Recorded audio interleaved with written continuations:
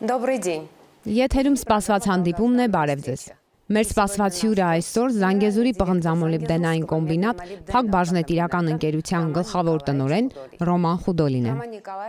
Պարոն Խուդոլի, բարև ձեզ։ Շնորհակալություն, որ ժամանակ գտաք մեր այսօրվա զրույցի համար։ Вам спасибо. Ձեզ շնորհակալություն։ Պարոն Խուդոլի, 2025-ը հեշտ տարի չէր։ Եվ երևի թե ճիշտ ժամանակն է ամփոփելու արդյունքներն ու խոսելու ապագայի մասին։ Կցանկանայինք նաև մի փոքր անդրադառնալ անձնական հարցերի, որոնք սովորաբար մնում են կադրից դուրս։ Օրինակ, ինչպես սկսվեց ձեր պատմությունը հանքարդյունաբերական ոլորտում։ Դա գիտակցված որոշում էր, թե ուղղակի հանգամանքների բերումով եկաք ոլորտ։ И это было осознанное решение или стечение обстоятельств в молодости? Да, хороший вопрос, да. Լավ հարց է։ Երևի որոշակի հանգամանքների համադրություն էր։ Ծնվել եմ Ուկրաինայում, Ժդանով քաղաքում, որը հիմա կոչվում է Մարիուպոլ։ 17 տարեկանում թողել եմ հայրական տունս։ Ընդունվել եմ Ժդանովի անվան Լենինգրադի պետական համալսարան, որն այսօր Սանկտ Պետերբուրգի համալսարանն է։ Ավարտել եմ 1987 թվականին։ 86-ին արդեն ընտանիք ունեի։ Կնոջս հետ միասին էինք սովորում։ Ծնվեց մեր դուստրը եւ համալսարանն ավարտելուց հետո մեզ աշխատանք առաջարկեցին Յակուտիայում։ Այն ժամանակ խորհրդային տարիներին այնտեղ հիմնականում գնում էինք գումար աշխատելու։ Մենք բնակարան չունեինք, ապրում էինք հանրակացարանում։ Ունեինք 15 քառակուսի մետրանոց սենյակ։ Երբ ստացանք 18 քառակուսի մետր, դա մեզ համար իրական երջանկություն էր։ 18 метров квадратных, это было какое-то такое совершенно счастье. Կնոջս հետ այս լուրջ ճանապարհն անցել ենք միասին։ Մեկնել էինք ժամանակավոր աշխատանքի, բայց մնացինք Յակուտիայում 21 տարի։ Յակուտիայում ես անցա ճանապարհ ինժեներից մինչև խորհրդային միության խոշորագույն հոլդինգներից մեկի՝ Յակուտուգոլի գործադիր տնօրեն։ Այնտեղ աշխատում էր շուրջ 15000 մարդ։ Հանքային զանգվածը հսկայական էր, մինչև 100-120 միլիոն տոննա։ Դա արտահանման վրա կենտրոնացված հոլդինգ էր, միակը ԽՍՀՄ-ում։ Մենք աշխատում էինք Ճապոնիայի հետ, Nippon Steel, Sumitomo Metal,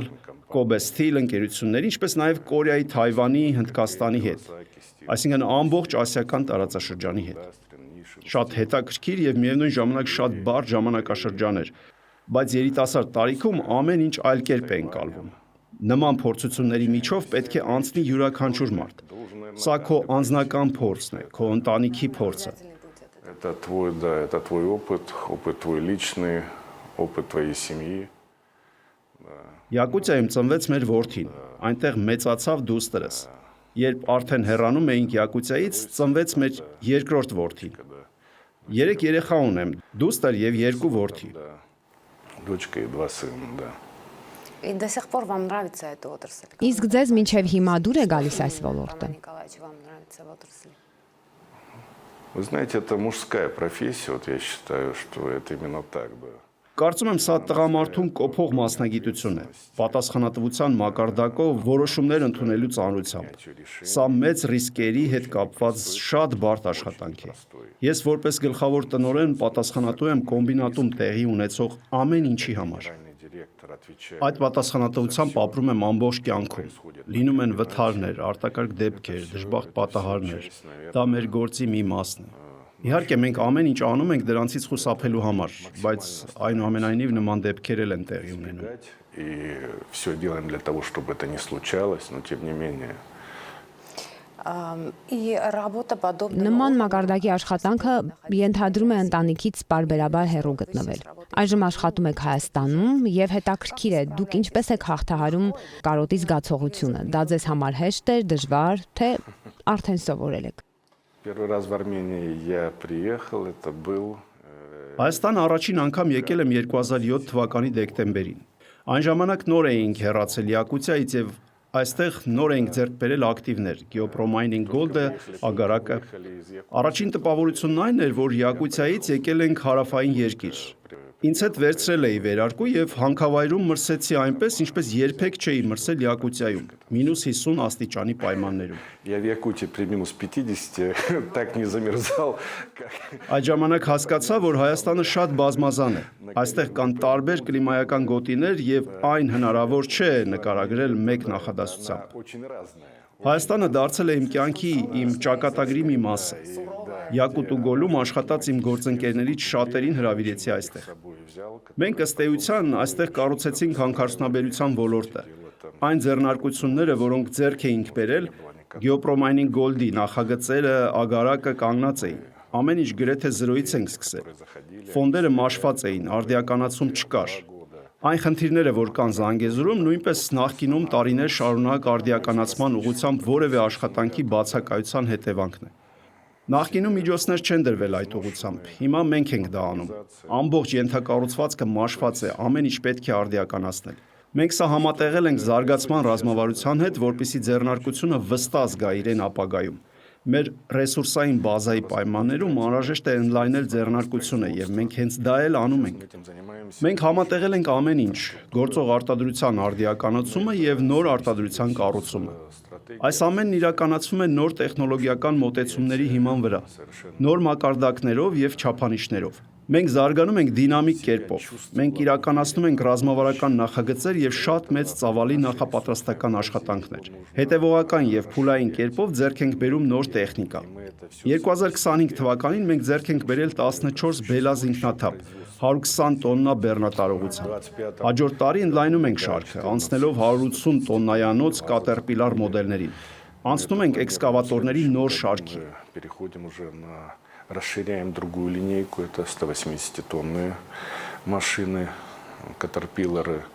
экскаваторы, которые мы переходим на другую линейку. Ռոման Նիկոլաևիչ Հայաստանի Հանրապետությունում նման մասշտաբի ընկերություն ղեկավարելը հեշտ է թե դժվար։ Ձեր դիտարկումները։ Вы знаете, везде есть свои плюсы, минусы, там да сложнее. Ամեն տեղ իր դրական եւ բացասական կողմերն ունի։ Որոշ տեղերում ավելի հեշտ է, որոշ տեղերում ավելի դժվար։ Կլիմայական առումով երևի ավելի հեշտ է, եթե համեմատենք Յակուցիայի, Անդրբայկալի հետ, որտեղ կլիման շատ խիստ է։ Մենք ունենք հանքարդյունաբերության հարստացուցիչ կոմբինատ, որը գտնվում է հյուսիսային Բևեռում, որտեղ արձանագրվել է աշխարհում ամենացածր ջերմաստիճանը։ Այնտեղ կան հանքեր, հարստացման ֆաբրիկաներ, որտեղ աշխատում են մարդիկ։ Ձմռանը ջերմաստիճանը հասնում է -50-ի, -55-ի։ Ես անձամբ աշխատել եմ նաև -60 աստիճանի պայմաններում։ Այստեղ Հայաստանում աշխատանքի բնույթը բոլորովին այլ է։ Այնտեղ օրինակ ծանր բեռնատար տեխնիկան ցածր ջերմաստիճանների դեպքում ընդհանրապես չի անջատվում։ Ձմռանը պատրաստվելը հիմնարար հարց է։ Օրինակ Զվեզդա հանքարդյունաբերական հարստացուցիչ կոմբինատը Սենտաչանի հանքավայրում։ Այնտեղ ամեն ինչ մատակարարում ենք միայն ձմեռային ճանապարհներով։ Իսկ մնացած ժամանակ միայն ուղղաթիռներով, որովհետև պարզապես ճանապարհներ չկան։ Եվ եթե ինչ-որ բան տեղի է ունենում, դա այլևս պարզապես արտադրության կանգի հարց չէ, այլ կոլեկտիվի կյանքի եւ մահվան հարց։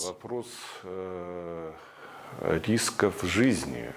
Это вопрос жизнедеятельности коллектива. Ну, в Армении тоже там свои вызовы очень. Այստեղ Հայաստանում այլ խնդիրներ են։ Մարտահրավերները այլ են։ Բարդ ռեսուրսային բազան խնդիր է, որի հետ պետք է աշխատել։ Իսկ դա հնարավոր է անել արտադրության արդիականացման, արտադրության մեծացման եւ մասշտաբավորման հաշվին։ За счет масштабирования производства. Немного о личном, Роман Николаевич. Մի փոքր խոսենք անձնականի մասին, դուք թորներ ունեք։ Այո, Ժամանակ գտնում եք նրանց հետ շփվելու համար։ Если да, то чем занимаетесь? Стараюсь, да. У меня 5 внуков. փորձում եմ։ Ես 5 թոռ ունեմ։ Ամենամեծ թոռնուհիս 13 տարեկան է։ Փորձում եմ գոնե տարին 2 անգամ բոլորին միասին հավաքել։ Չնայած նրան, որ տարբեր երկրներում ենք ապրում, ընտանիքս ինձ հետ հարմարվում է։ Հավաքվում ենք նոր տարուն եւ ամռանը։ Чтобы собраться вместе пообщаться, да. Իսկ շատ է տարբերվում գլխավոր տնօրենը սիրող պապիկից։ Ну, наверное, отличается. Երևի տարբերվում է։ Թոռներս գրեթե նույն տարիքի ծիծաղում են, երբ դուստերս ասում է, որ պապիկը շատ լավ հմտություն է ձեռք բերել։ Երբ բոլորը հավաքվում են, նա սովորել է բոլորից թաքնվել։ Он говорит, он научился очень хорошо от всех прятаться. Ինչով եք զբաղվում ձեր ազատ ժամանակ։ Ну, я люблю до сих пор так, люблю почитать сейчас. Պատկերացրեք, ես մինչև հիմա սիրում եմ կարդալ։ Երիտասարդությունն այսօր ժամանակ չի գտնում կարդալու համար։ Հիմա այլ տեղեկատվական հոսքեր են, ես կարծում եմ դա վատ է։ Բայց մյուս կողմից այլ ժամանակ է, ուրիշ աշխարհ։ Նրանք տեղեկատվությունը ստանում են այլ աղբյուրներից։ Իսկ ես, եթե ազատ ժամանակ եմ ունենում, գիրք եմ կարդում։ Ընդ որում հենց դասական գրականություն։ Ես սիրում եմ համաշխարհային դասականը։ Уже другой мир. Последнее, что читали, Роман? Վերջի կարդացած գիրքը։ Մոտ 1 ամիս առաջ կրկին կարդացի Կաֆկա եւ կրկին մեծ հաճույք ստացա։ Кавку. Получил опять огромное удовольствие. Там, да. Վերջին տարիներին Զանգեզուրի պղնձամոլիբդենային հստակ քայլեր է կատարել կայուն զարգացման ուղղությամբ եւ խոսքը միայն տնտեսական ցուցանիշների վերաբերյալ չէ։ Սոցիալական պատասխանատվություն, բնապահպանություն, աշխատանքի անվտանգություն, կոլեկտիվի եւ տեղական կառույցների հետ հարաբերություններ եւ այլն։ Որքանով է այս օրակարգը կարեւոր ձեզ համար անձամբ եւ ընկերության համար ընդհանուր առմամբ։ Եվ արդյոք կարող ենք ասել, որ այսօր առանց կայուն զարգացման առաջ շարժվելը անհնար է։ Это именно так. Именно так. И мы... Այո, դա հենց այդպես է եւ մենք այդ ուղղությամբ շարժվում ենք։ Մենք դեռ շատ բան ունենք անելու։ Нам нужно еще... Անհրաժեշտ է լուծել նաեւ ինստիտուցիոնալ եւ կորպորատիվ հարցեր։ Որքան կարեւոր է դա։ Կարող եմ ասել ծայրահեղ կարեւոր է։ Սա հարցերի ամբողջական համալիր է՝ սոցիալական, բնապահպանական, էկոլոգիական, անվտանգության։ Արտադրությունը պետք է համապատասխանի այդ պահանջներին։ Սա արդեն դարձել է եւ կոլեկտիվի եւ արտադրության կենսագործնեության անբաժանելի մասը։ Առանց դրա այսօր անհնար է զարգացնել ձեռնարկությունը։ Իսկ աշխատանքի անվտանգության հարցերին մենք միշտ հատուկ ուշադրություն ենք դարձրել եւ շարունակելու ենք դարձնել։ Սա հիմքերի հիմքն է։ Это основа основ. Վերջերս Ծաղկաձորում անցկացվող հանքարդյունաբերական ֆորումում ձեր ելույթում նշեցիք, որ լուրջ քայլերի բացակայության դեպքում Հայաստանի հանքարդյունաբերական ոլորտը կարող է իրեն սպառել։ Եվ հիմնականում խոսքը վերաբերում էր երկրաբանահետախուզական աշխատանքներին։ Պետություն մասնավոր հատված ներդրող շղթայում ինչպես են բաշխվում դերերը եւ ում պատասխանատվության տակ է այսօր ոլորտի զարգացումը։ Կխնդրեի մի փոքր մանրամասնել։ Смотрите, есть разные подходы к развитию. Տարբեր երկրներում երկրաբանության զարգացման տարբեր մոտեցումներ կան, բայց հանքարդյունաբերություն ունեցող ցանկացած երկրում պետությունը պետք է ապահովի պայմաններ։ Դա կարող է լինել կամ ներդրողների համար արտոնություններ, որպեսզի նրանք ներդրումներ կատարեն երկրաբանության մեջ, կամ պետական ընկերությունների ստեղծում, որոնք իրենց վրա են վերցնում հիմնական ծախսերը, կամ երկրաբանական հետախուզական աշխատանքների մասնակի սուբսիդավորում։ Հանքարդյունաբերական ոլորտը շատ իներտ է։ Հետախուզման սկզբից, հետախուզությունից, գեոդեզիայից, հորատումից, հաշվետվությունների եւ հարստացման նախագծային ուսումնասիրությունների պատրաստումից մինչեւ արդյունք անցնում է ամենակիչը 5 տարի։ Սովորաբար 7 տարի եւ ավելի։ Սա հսկայական միջոցներ է պահանջում եւ ինչ որ մեկը պետք է դա ֆինանսավորի։ Такие крупные компании, как мы можем взять на себя какие-то поисковые работы, это финансировать. Մեզ պես խոշոր ընկերությունները կարող են իրենց վրա վերցնել որոշ որոնողական աշխատանքների ֆինանսավորումը։ Փոքր ընկերությունները, իսկ Հայաստանում հիմնականում փոքր ընկերություններ են, նման հնարավորություններ չունեն։ Ես խոսում էի պարզ բաների մասին։ Հայաստանի հանքային բազան գրեթե ամբողջությամբ հայտնաբերվել եւ ուսումնասիրվել է խորհրդային տարիներին։ Հետխորհրդային շրջանում բացահայտվել է միայն մեկ հանքավայր՝ Ամուլսարը, այլևս ոչինչ։ Այն դեպքում, երբ Հայաստանի ներուժը հսկայական է, այդ աշխատանքը պետք է արվի։ Եթե դրանով զբաղվող չլինի, որոշ ժամանակ անց ռեսուրսային բազան կսպառվի եւ մենք կհայտնվենք կոտրած տաշտակի առաջ։ Мы не оказались у разбитого корыта. Եվ այս գործով պետք է զբաղվել արդեն այսօր։ Դուք ճիշտ եք ձևակերպել հարցը։ Սա ոչ միայն մասնավոր ներդրողների գործն է եւ ոչ միայն պետության հարցը։ Սա բոլորիս խնդիրն է։ Ես խոսել եմ նաև մեկ շատ կարևոր ոչ տնտեսական, այլ ավելի շատ մարդկային, հոգեբանական գործոնի մասին։ Բիզնեսի եւ պետության միջև վստահության։ Սա չափազանց կարևոր է։ Եթե այդ վստահությունը կա, օրենսդրական ակտերի, ճիշտ հարաբերությունների միջոցով, այդ հարցերը կլուծվեն։ Սա թիմային աշխատանք է։ То эти вопросы все совместно будут решены. Это совместная работа, это командная работа. Զանգեզուրի պղնձամոլիբդենային կոմբինատի ղեկավարությունը ձեր գլխավորությամբ պարբերաբար այցելում է արտադրական հարթակներ։ Տեղում քննարկվում են աշխատանքային հարցերը, եւ դուք փաստացի այդ այցերը վերածել եք համակարգված պրակտիկայի։ Արդյոք կարող ենք ասել, որ հատկապես 2025 թվականի հունվարի իրադարձությունները, երբ կոմբինատի աշխատանքը դադարեցվել էր գրեթե 10 օրով, դարձան այն կետը, որից հետո կոլեկտիվի հետ անմիջական շփման ձևաչափը վերանայվեց եւ հասցվեց նոր մակարդակի։ Да, честно, как причина тоже, да, потому что для себя, как многие там в коллективе сделали для себя вывод. Անկեղծորեն կասեմ, այո։ Մենք եզրակացություններ արեցինք։ Ես կարծում եի, որ այն ամենը, ինչ անում ենք կոլեկտիվի համար, բոլորին հայտնի է, բայց անպատասխան հարցեր այնուամենայնիվ շրջանառվում են եւ վերածվում լուրերի։ Կա մի այսպիսի բանաձև։ Լուրը տեղեկատվության բացակայությունն է։ Բազմապատկված կարևոր իրադարձությամբ, իսկ ԶՊՄԿ-ն խոշոր կարևոր իրադարձություն է, անկախ նրանից ինչ է տեղի ունենում։ Երբ տեղեկատվությունը բավարար չէ, առաջանում են լուրեր։ Այստեղ գործում են նաև մտածողության առանձնահատկությունները եւ ամեն ինչ քննարկվում է, լցվում է հորինվածքներով, մեկը մյուսի վրա է դրվում եւ արդյունքում առաջանում են ֆանտաստիկ վարկածներ ու ենթադրություններ։ Այդ պատճառով ինձ համար չափազանց կարևոր է, որ կոլեկտիվը առաջին դեմքից լսի, թե ինչ ենք անում։ Թեև հարցերի 99%-ը, որոնք հնչում են, ես արդեն գիտեմ եւ հազվադեպ է ինչ-որ բան ինձ զարմացնում,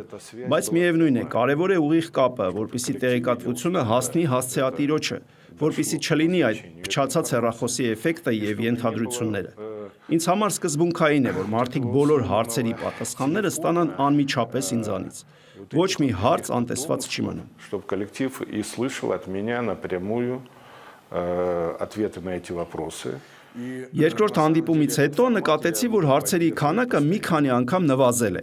Սա ցույց է տալիս, որ ձևաչափը գործում է։ Ես շարունակելու եմ այս ձևաչափը եւ հանդիպելու եմ կոլեկտիվի հետ առնվազն տարին 2 անգամ, հարկա բոլոր հարցերը քննարկելու համար։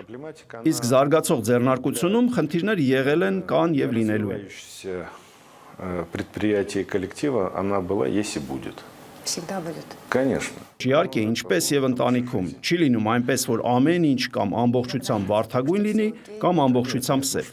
Ամեն ինչ կախված է մեր մոտեցումներից եւ այն ըմբռնումից, որ միասին մենք կարող ենք հաղթահարել ցանկացած խնդիր։ Լավատեսական մոտեցումը օգնում է ճիշտ անցնել կյանքի ուղին։ Մենք արդեն շատ բան ենք արել միասին, բայց առջևում դեռ շատ աշխատանք կա։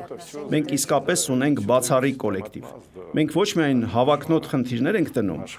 այլև լուծում ենք դրանք։ 2026 թվականը ռազմավարական առումով բարդ է լինելու, ինչպես եւ իդեպ ցանկացած տարի։ Ես ամեն տարի ասում եմ նախորդ տարին բարդ էր, բայց այս մեկը առավել բարդ է լինելու։ Եվ այդպես ամեն տարի։ Կյանքի տեմպը, պատասխանատվության մակարդակը, սխալի գինը, ռիսկերի աստիճանը, չափազանց բարձր նշաձող են եւ ամեն տարի ավելի է բարդանում։ Идти по этой жизни. Եվ վերջում Ռոման Նիկոլաևիչ, ինչ կցանկանայիք ասել կոլեկտիվին տարվա արդյունքներով 2026 թվականի համար ձեր մաղթանքները խնդրեմ։ Առաջին հերթին մաղթում եմ խաղաղություն։ Թող լինի խաղաղություն, սա հիմքերի հիմքն է։ Հիմա դա բոլորովին այլ կերպ է ընկալվում, առանց խաղաղության չկա զարգացում եւ ապագա։ Մաղթում եմ սեր ու երջանկություն յուրաքանչյուր ընտանիքի, արտադրական եւ անձնական ձեռքբերումներ բոլորիս։ Երջանկություն, սեր, հաջողություններ։ Շնորհավոր գալիք նոր տարին։ Թող այն բոլորիս համար հաջող տարի լինի։ С новым наступающим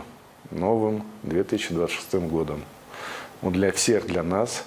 будет успешным.